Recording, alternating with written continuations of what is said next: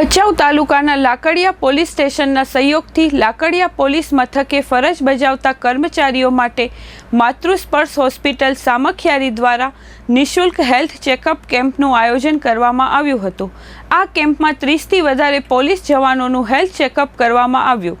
આ કેમ્પમાં હોસ્પિટલમાં ડૉક્ટર આશીષ દરજી, કુલદીપસિંહ ઝાલા, પ્રકાશ વ્યાસ, વિકાસ રાજગોડ, રેખાબેને પોતાની સેવા આપી હતી।